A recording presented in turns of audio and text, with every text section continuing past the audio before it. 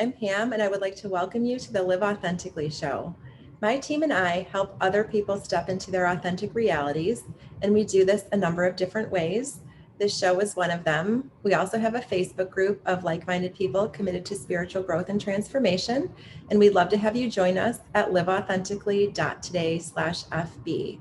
Also, check out my debut book, SOAR, SOAR. It's on Amazon and shows how I partnered with the universe to create my new reality. So we have a great show planned for you all today. I have Christy Whitman with me today. Hey, Christy. Hi, Pamela. So excited that you invited me to be with you today. And I'm so excited to have you here. Happy Friday. Happy Friday. Yay. Before we get started, I'm just going to read a little part of your bio. Christy Whitman is a transformational leader, celebrity coach, and law of attraction expert, as well as the two-time New York Times bestselling author of The Art of Having It All and Taming Your Alpha Bitch. She is also the author of the international bestseller, The Desire Factor and Quantum Success. And her accolades go on and on and on, but I'd love to jump right into the show and ask you some really cool questions. I was going to say, like, all this stuff that you're about, like, totally lights me up. So I was thinking, we could probably wrap up the interview in about 5 or 6 hours. Is that okay with you?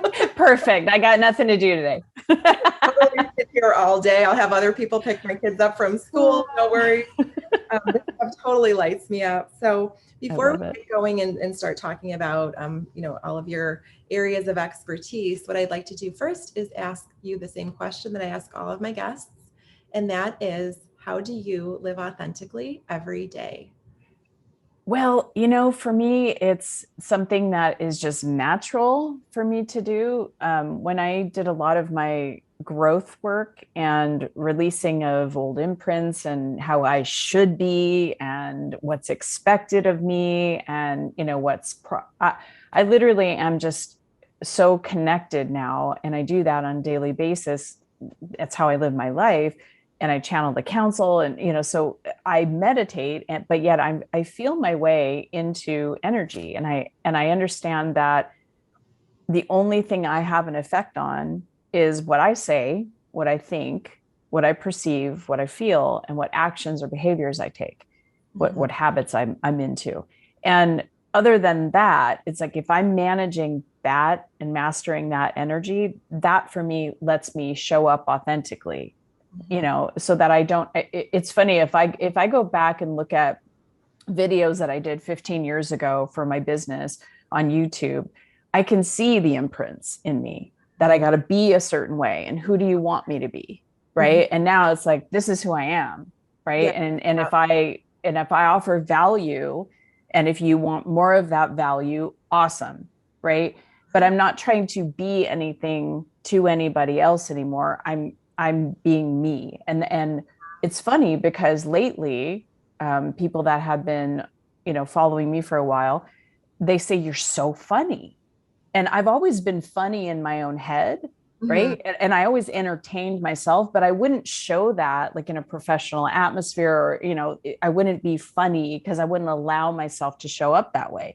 And now, because I'm just free to be me, I just say what comes up in my head, and I let it, obviously there's a filter, but there's just this freedom to say what I want to say or be who I want to be. And, those that are not attracted to me or it, they go somewhere else. And those that are, it's like, I really find a resonance with them. So for me, it's just about mastering my energy.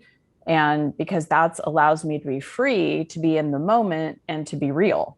Yeah, I love that. And I love that you use the word freedom, because that's such a big piece of this. And that's been my experience as well. It's a different state of being, right? It feels very relaxed. You're in the flow, you're allowing. And when you truly live in that authentic space, you get to experience on a daily basis and see how everything is interconnected, see your place in kind of this micro or this macrocosm, the universe. And in fact, I was going to say, the fact that we're going to be embarking on a discussion about a topic that I've been talking about a lot this week is really, I feel like I'm sitting in this smack dab in the middle of a cosmic wink right now. I feel like the universe is like, babes, you're right where you're supposed to be, because I've all week this week, I've been, the concept, the idea of having it all has been top of mind. And I've been having discussions about that and like sparring a little bit here and there. Like, I'm like, you can have it all. No, I can't have it all. It'll be this back and forth. And it really highlights kind of the two different schools of thought, right? The different mindsets associated with both, because my belief Yes. system is rooted in the space of abundance, right? That there's plenty of everything for everyone to go around at all times. This is not a zero-sum game, and that anything is possible. I truly believe that we live in a world where anything is possible, and I know you do as well. So I'd love to just jump in off the high dive and go right into having it all. And I'd love to hear you talk about that concept, defining it. What does that mean? And how do you go about creating or designing a life around the idea of being able to have it all? Well, I love this, and it's definitely a topic that fires me up to my core, because I had an incident, and this is why I wrote the art of having it all. It wrote me. I was at a PR event, and I was kind of pitching, to a freelance writer for a New York magazine, my other book, Taming Your Alpha Bitch. It's co-authored, and I I walked up to her and I said, "What do all New York women want?" And she said, "What?" And I said, "They want it all." And she immediately said, "Women can't have it all. We all need to get realistic. And we either can have this or that, but we can't have it all." And I was like in shock, because people in my bubble and the people I've attracted and the people I've chosen to associate with, we all believe you can have it all. And what does that even mean? Like you said, right? And so I looked at her and I go, "You don't believe that we can have it all?" And she goes, "No, there's a book, and I'm not going to name it because I don't recommend it." And she goes, "You need to read it because it really shows how women are trying to have it all." And I go, and she goes, men can have it all, but women can't have it all." And I went, "What?"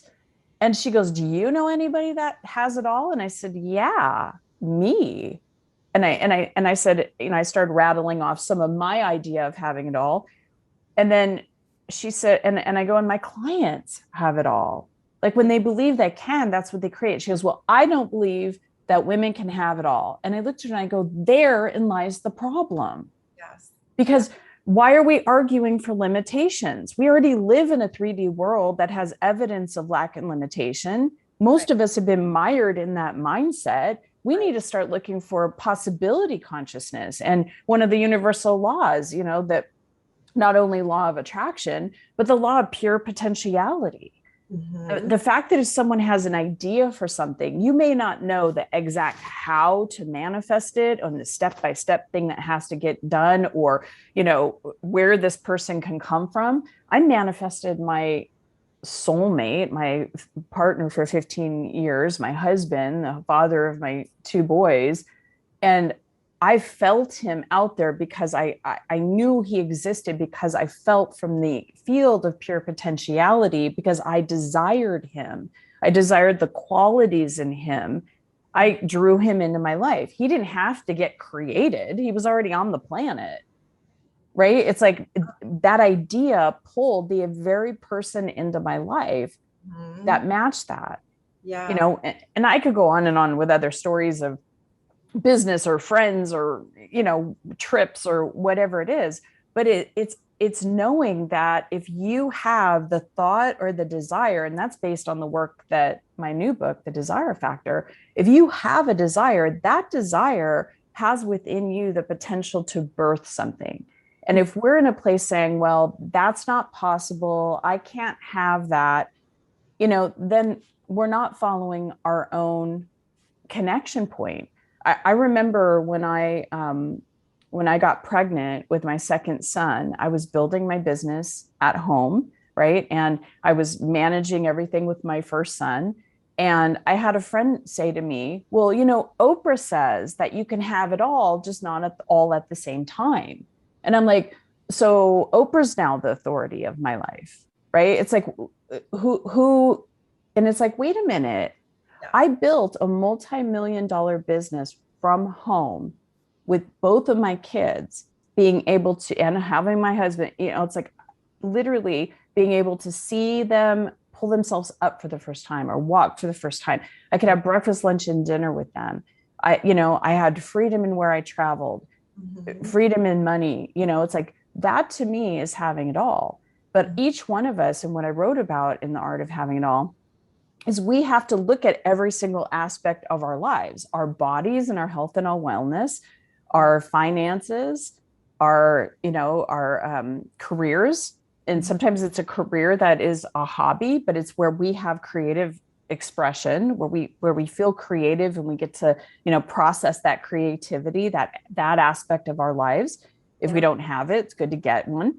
Our relationships, our primary relationships, our relationships with friends, social, and of course, our spiritual connection.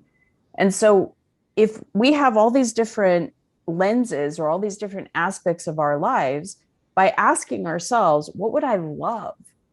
Right? Get out of the conversation of what would having it all be? It's like, what would I absolutely love at this point in time of my life? Because I don't know about you, but for me, my idea of having it all in my 20s was different than my 30s, different than my 40s, and is different now that I'm in my 50s. Mm-hmm. So it changes as we do because desires fluctuate. We desire a small house when it's just the two of you getting married, right? And then you have a baby, and then maybe you have another one, or in your case, 4. You need a bigger house, right? So the desire for now I want this, it's always a birthing, but it flows as we flow. And by denying ourselves our desires and denying ourselves or even arguing for our limitations, we're not going to be in alignment with that pure potentiality. Yeah. Thank you. I'd love, I'd love to dive deeper into this whole idea of belief. I know you used that word earlier, and that is so powerful. That's really the starting point in that shift, right? In realizing that you can have it all, moving from that place of lack and limitation, fear, doubt, anxiety, etc., those ego-based energies, to the higher energies, the energies of abundance, and really understanding that, you can have it all, but behind that, you really have to truly believe it. So how does one go about beginning to make the shift from the belief that I live in this world, this constrained world with limitations, and I can only have certain things. I have to kind of pick and choose what I can do now and what I can have now. How does one go about making that shift from that fear-based mentality to a mindset of abundance? Well, understand that there's also a law that goes with this. It's the law of sufficiency and abundance. And if you look at it, and this is how you know, where are you? Because a lot of times just people don't even have the awareness that they're in lack or that they're in abundance. So I like to think of it as a spectrum. And when you're in lack, it feels bad. So this is where any of the lower level emotions are, whether it's fear, worry, doubt, frustration, disappointment, all of those, even sadness, those come from a perspective of lack. Mm-hmm. And it creates a momentum that just doesn't feel good.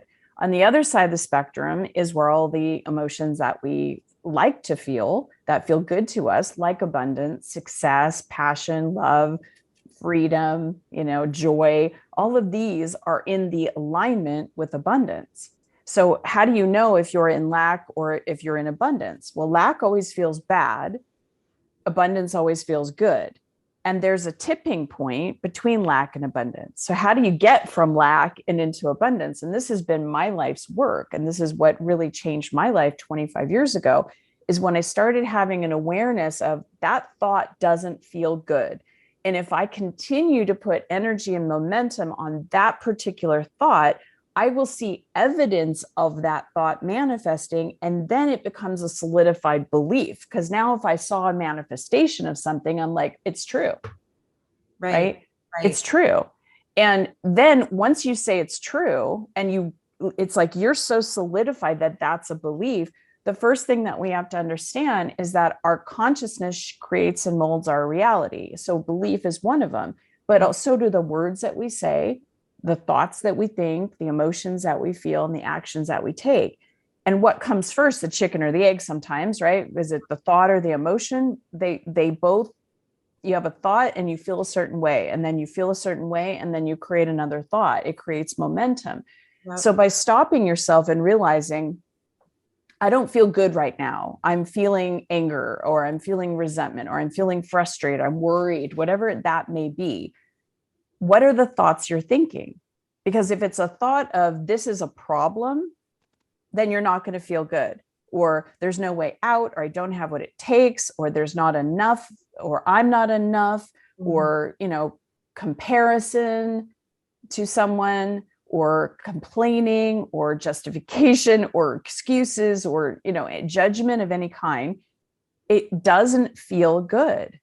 And that's a thought. If you could find what that thought is, like, I remember one day I was sitting there having lunch. I was in my house, and, I was living in Montreal at the time. I had my kids there and a nanny taking care of them while I worked. And I was just having a break. And a thought came in my head that said, life is hard. And I went, I don't know where that came from. And I went, do I want to believe that? Because if I believe that, if I buy into, and I already had, obviously, to have it be so like an exclamation point, life is hard. It was a fact. And I went, I don't want to believe that. Life is fun. Life is easy. Life is joyful. Life is fulfilling. Life is, ups and downs. I created a new thought form in that moment about life itself. And when I said life is fun, right, that created a different life is so much fun. Life is incredible. Life is for me, right? It creates a new momentum. And then all of a sudden you can instantly find some kind of a manifestation where my son went running down the stairs, came up to me and gave me a big old hug. And I was like, oh, life is so fulfilling in that moment. I mean, it was an instant manifestation. And it's just in the moment where we get to push that reset button, because it's all energy. And so when we choose a different thought, that thought creates other thoughts like it, which then creates evidence. And we go, aha, see, life is fun. Right.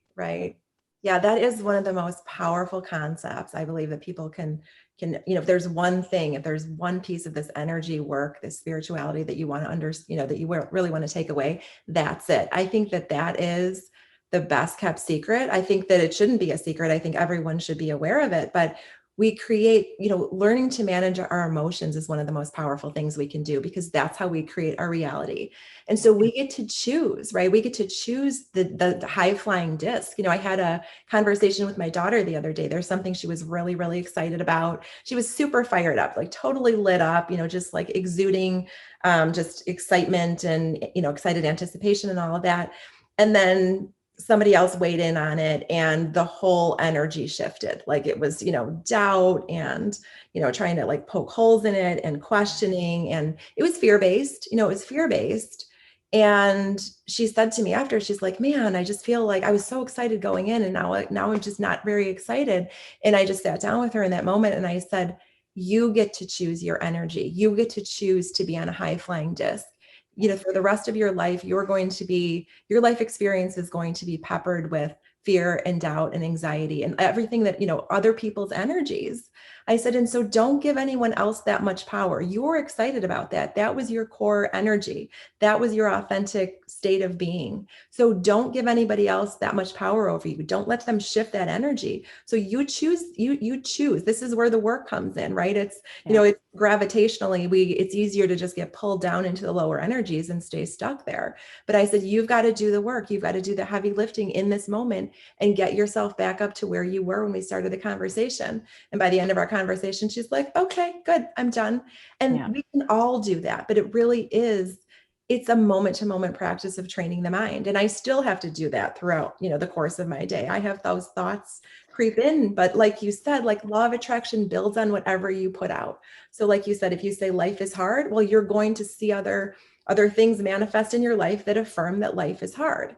And it's so powerful. So in every moment, I always tell people, try to train your mind, become aware of your thoughts, either through journaling, talking, whatever it is, become aware of your thoughts, and then go through the process, intercept, right? And say, does this serve me, right? Is this in my best interest? Is this the thought from which I want to create my reality? Yes. So incredibly powerful. Exactly. If we could look at it like, as a human being, we have maintenance of this human body, right? We have to sleep. It's important that we sleep, and to get proper sleep is to really care for ourselves, right? And all throughout the day, we need to fuel ourselves with food. It's human body needs substance. We need to, drink, whether it's a tea or water. We absolutely need to get refreshed. And we also eliminate all day long, right? And if we brush our teeth at least twice a day, these are ways to take care of ourselves.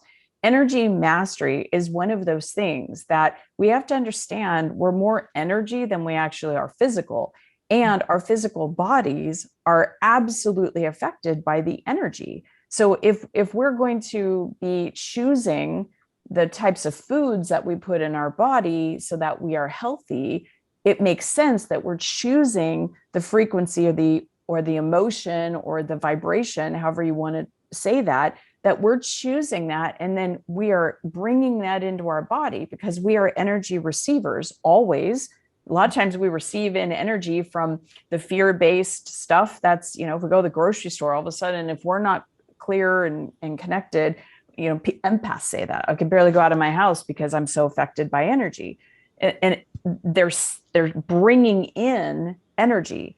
If we are deliberately connecting with the energy that we want to feel, for example, joy, every day could be a different day. Today, I want to play with the energy and communicate with and joyfully create with the energy of joy, right? And you allow that energy to fill up. It's like, imagine that every single cell is like little buckets, right? And you're just letting them be filled up with that joy energy.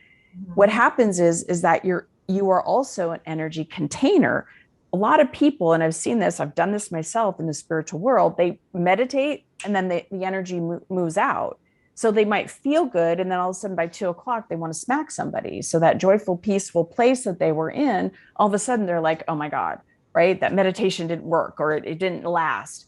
Well, because it's energy. You might fill yourself up and then take time just throughout the day, like we eliminate throughout the day, like we take, food breaks throughout the day or drink breaks throughout the day.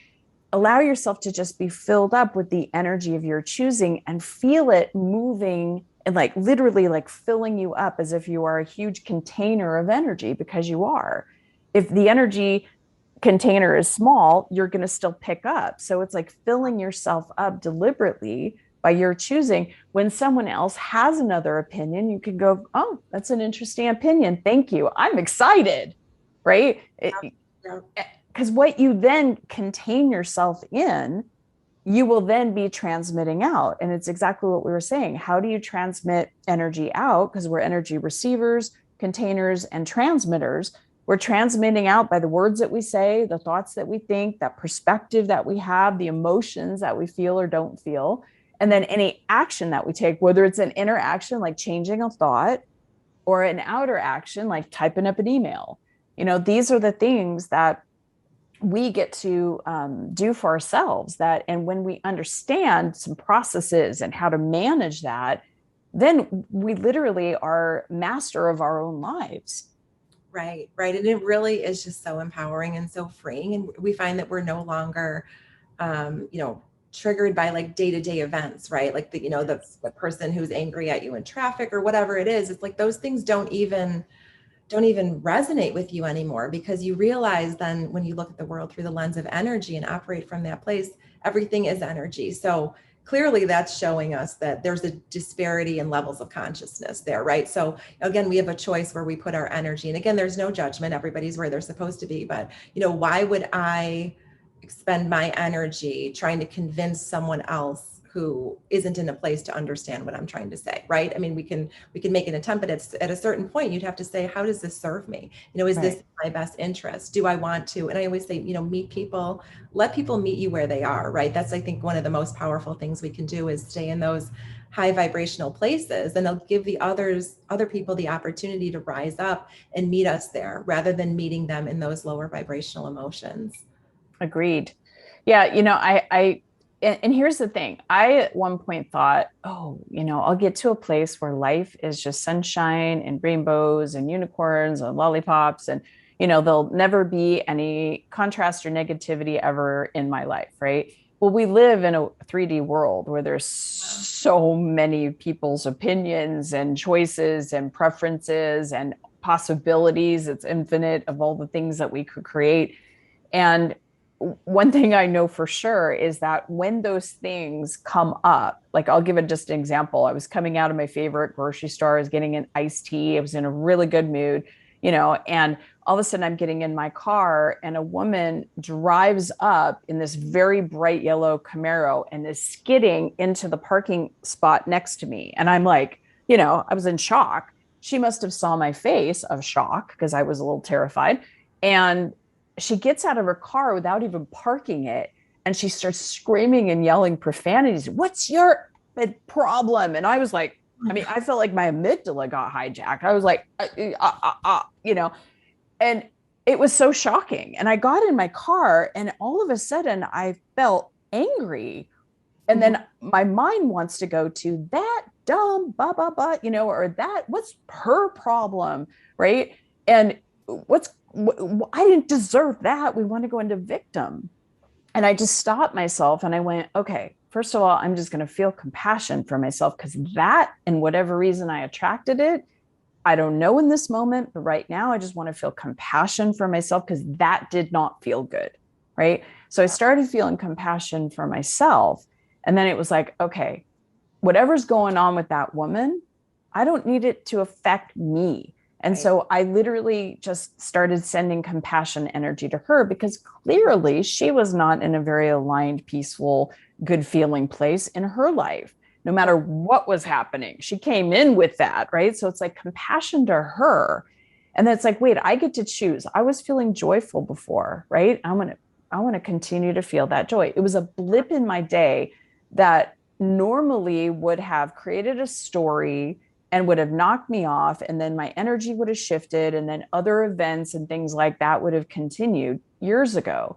But because I was able to go, okay, compassion for me first, that I'm a human, didn't feel good, and compassion for her, no idea what's going on in her life, yet she's, not feeling good. We try to forgive other people or send them light when we're not giving it to ourselves first, and we can't give what we don't have. So authentically, feeling that compassion or the energy that you want for yourself, and then being able to think of the other person and sending them love, sending them light, sending them compassion, whatever it is, it allows me to come back. And so there's moments like that happen. And then it's like, well, why did I attract that? What in me still felt? And there was two pieces of it. I run a high vibration. This woman needed light. Yeah. I will never, ever know how that healing space that I sent her, that compassion, how that affected her in her day, if it did or if it didn't. It might not have. Maybe she wasn't even aware of it or, felt it. But what if it did? Right. And at the same time, I needed to look at, where do I feel like I have to create drama in order to shine light? Interesting. Yeah. Very interesting. I didn't experience much like that. My kids and I were on a road trip. When was it? Back in May. So we stopped at one of those rest areas, and we were getting gas, and then we were going to leave the car there and run inside and get waters or whatever and come back out. Just that's what people do. You fill up with gas, you leave it going for 2 seconds. So I get out of my car, and the lady behind me, she's standing outside of her car, like already like smoke coming out of her ears. Like she's angry. And I'm like, I didn't even do anything. All I did was fill my car up with gas. So I got out and she starts freaking out. She's like, are you actually going to leave your car here while you guys go inside? And I'm in line here. And don't you see all the cars? And I'm like, well, I really don't, because it's like me, you, and one other car here, but okay. So I didn't say any of that to her. I was just like taking it all in. And she's like, how am I supposed to get gas in my car? And she's like, I don't know. Like, I don't have a 90-foot trailer. I got to know how all that works, And so I just took it all in and like let her finish. And then I just stayed like very just poised. And I just said, okay, would you like me to move my car? And she's like, energy like totally shifted. She like totally just softened and just relaxed. And she's like, yeah, that would actually be really great. So I just moved the car out of her way. She was able to get gas. Then we just parked elsewhere, went inside and got drinks. I was like, no big deal. Like, this is not an inconvenience to me. Like, I can go park my car. She's obviously dealing with something, really traumatic internally. And the best thing I can do now is just give her light, right? Send her love and light. Yeah. But my kids were like, how come you didn't scream back at her or whatever? I'm like, 'cause that's not what we do. That's not how we handle situations like that.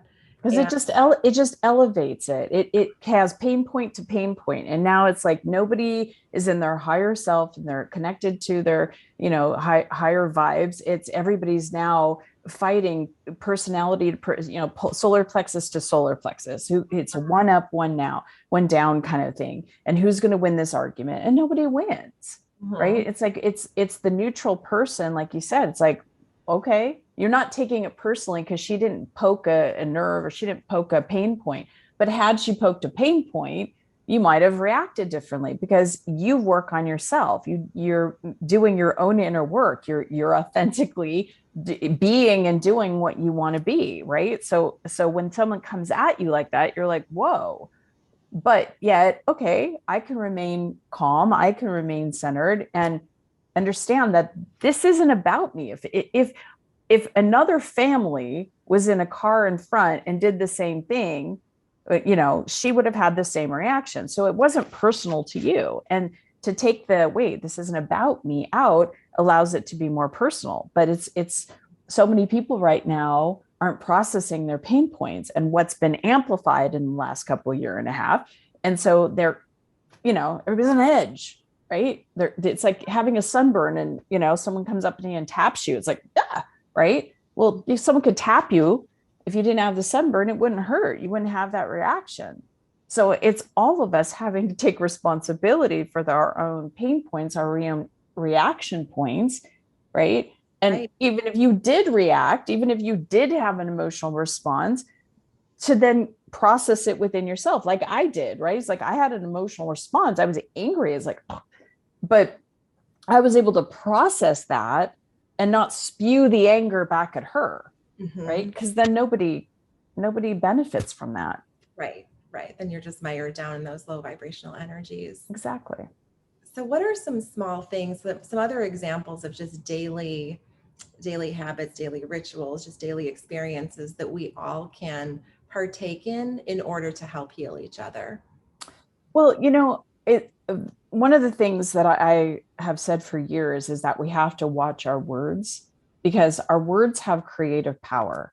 And everything, when you think about what is a thought, it's a series of words. And it even says in the Bible, in the beginning, there was the word. When a word is spoken, it is spoken into being because there's now momentum with that.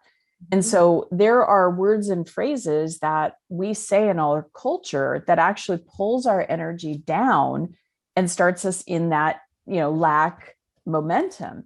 I created a free 30-day program. It's called Watch Your Words, and everybody could go watchyourwords.com. But it's every day you get a video of the word or phrase of the day, what not to say, why, what it does to your vibration, and what to say instead.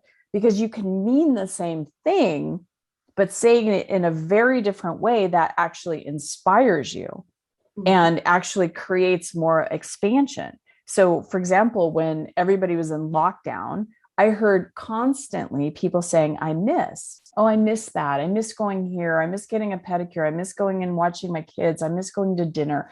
I miss hanging out with my friends or my sisters or, whomever.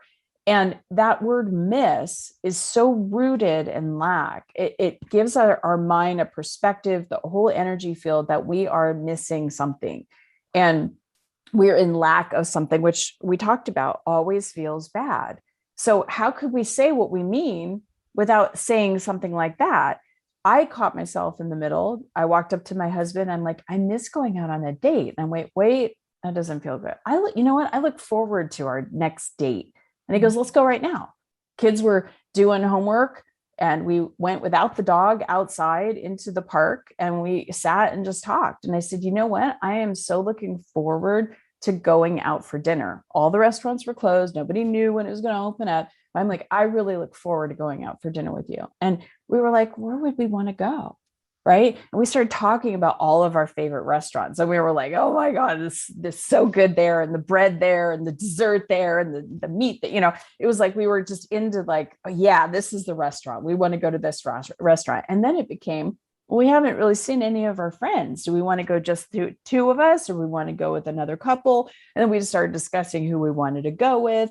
And then it came for me. I was like, ooh, what am I going to wear? It was like, I was I was so creating that with him that even though I was not able to call and make a reservation and get into a restaurant at that particular moment because everything was closed, the creation already started. And the minute the restaurants opened up, we got to go to that particular restaurant with that particular couple. I wore that exact outfit, that dress and heels, the way exactly I pictured it. And it was so delicious to have that manifestation because, you know, when you can't have something, right, or you perceive you can't have something or can't get it right away, when you actually do get it, it's like, oh, there's a sense of appreciation that you may I wouldn't have had, right, if it was so easy that everything was already open. It was a typical, you know, weekend or, you know, a date thing where we would go in a nice restaurant. But this was something that got created and had momentum in it. And it was so delicious when we were there. I mean, from the conversation to the food to the ambiance to everything. And so our words are so important because just that one word, I caught myself saying, I miss, and I was even whiny about it. I miss going on a date. Mm-hmm. Wait, I'm looking forward to going on a date. Yeah. And it was like, let's do one right now. Right. And it's all in our words. And when we realize the power that we have to change just the thought, every time we shift a thought, we shift the vibration, we shift the energy momentum.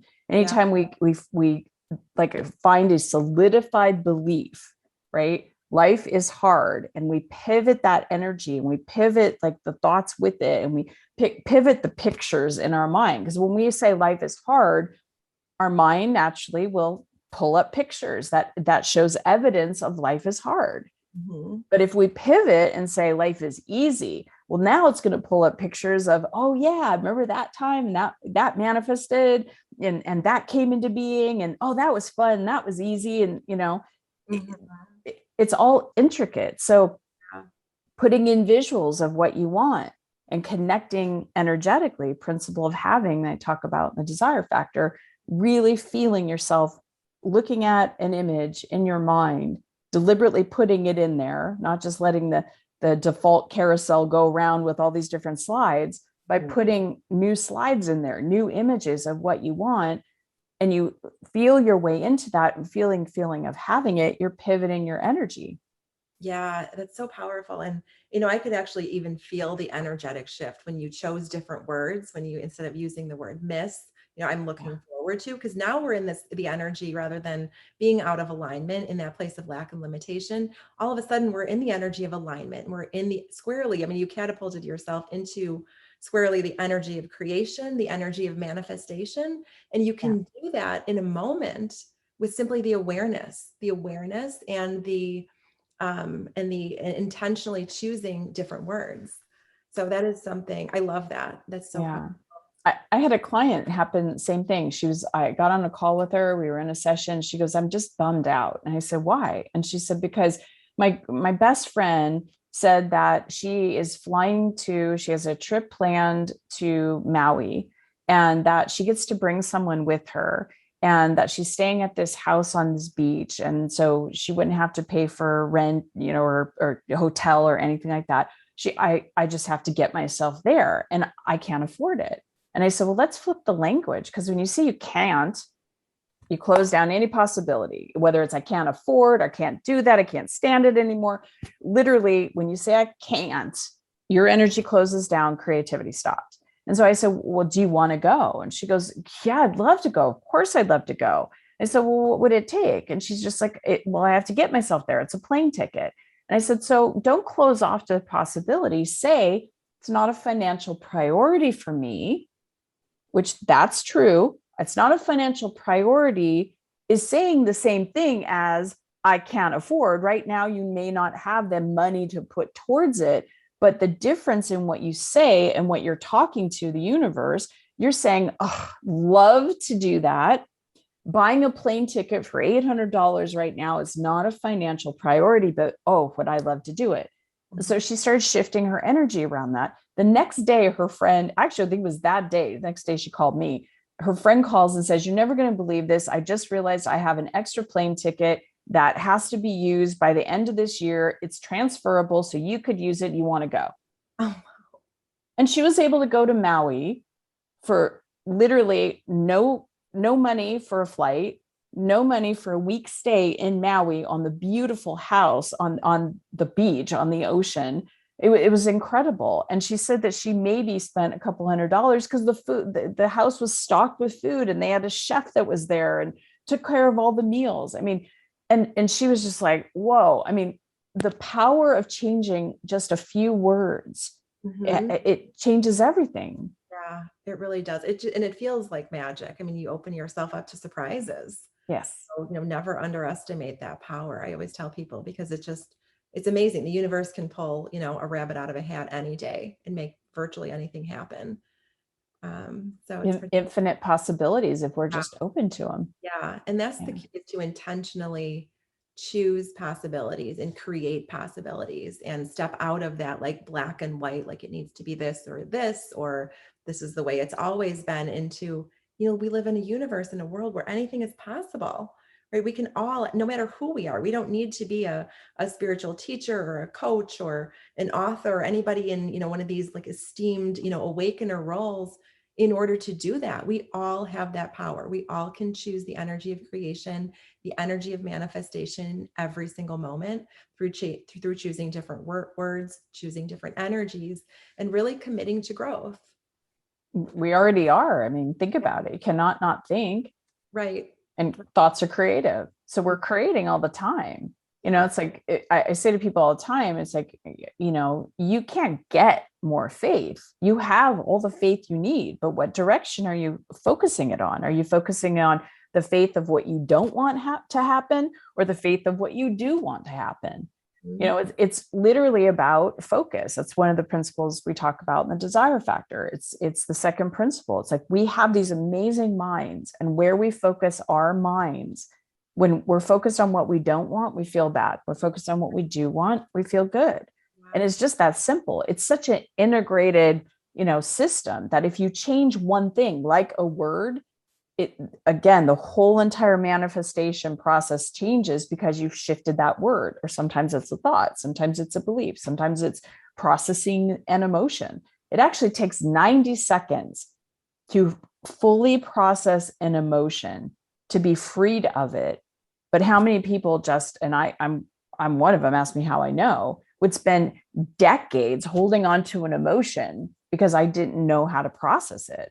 Yeah. When you literally know how to process the energy, you could do it anywhere at any time, and you're free. You're no longer going to your husband or your children or your coworkers or whoever with this big emotional, range of, I'm frustrated. So now there's an edge, right? You're aligned because you've processed the excess emotion and you feel aligned. And now there's more authenticity. There's more connection. Right. And you can consciously, you can step out of those energies of, blame, shame, justification, regret, doubt, all of that, and change the dialogue, right? Change the conversation that you have with yourself to, what can I learn from this? Why did this elicit an emotional charge, right? And process it out. And that can fuel your growth, and really it becomes a lifestyle, as it's a moment to moment practice. I had kind of hoped, I think a long time ago, that, maybe after I got to a certain level, like, I wouldn't necessarily need to deal with some of the, the range of emotions. But then I learned on my journey that they're there to serve us, right? We're supposed to feel the range of human emotions. And if used properly, they can actually fuel our growth. Absolutely. Anger is a very useful emotion, to know that someone has crossed a boundary, or that there's been a boundary that has been crossed, or that I'm angry about this. Why am I angry? I didn't get what I wanted. Right? It's an indication. I wanted this and I didn't get it. So I'm feeling angry, right? So process the anger and then refocus. Okay, what is it that you do want? How do you want to feel? Right. It's constant. And yeah, there's no like, oh, it's not like a video game. I've reached a level where there's forever utopia, and other energies come in where it's like this big energetic quantum soup that we're in, and we get to pull from the vibrations that we want to align with. Right. And that anger, I mean, that's an emotion that I've witnessed kind of really bubble up to the surface, of course, over the, with the tensions and the stresses, over the pandemic. But really, I mean, what's underneath that, as you know, is the more vulnerable stuff, right? So that anger is it's the fight or flight, right? It's what wants to protect us. But, doing the work is, you've got to go a level deeper and just really dig and say, like, what is the more vulnerable emotion here that I'm trying to avoid, and do the work there kind of from the inside out. So it's a fascinating process, but it is. But it's Grateful. hard work, but it's worth every ounce of the effort and time and energy. 100% agree. Well, our conversation just flew. I just looked up at my clock for the first time, and we're about 45 minutes in. So we're going to need to unfortunately wrap up here a little bit, but I wanted to just give you a minute or two to talk about anything that you'd like to. So I'll just open up the floor. You have carte blanche to talk about more specifically what you do. You can let people know how they can get in contact with you, and any other words of wisdom to wrap up.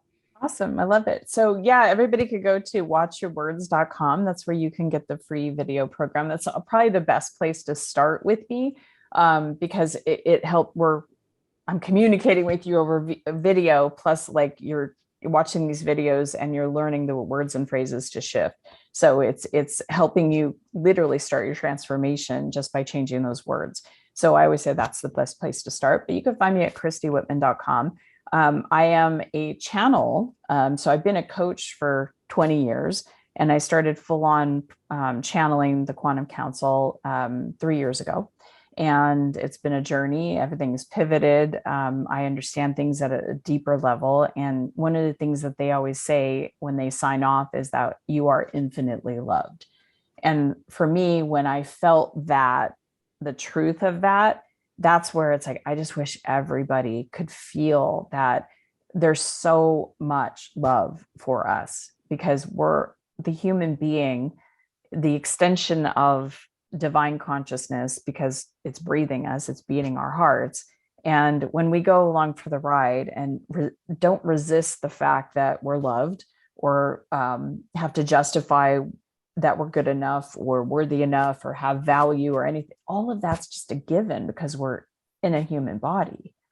And for everybody to get that, I mean, every human being to understand that you're loved infinitely, that you are abundant, that you're connected to the creator, that well-being is absolutely what your body has been programmed for.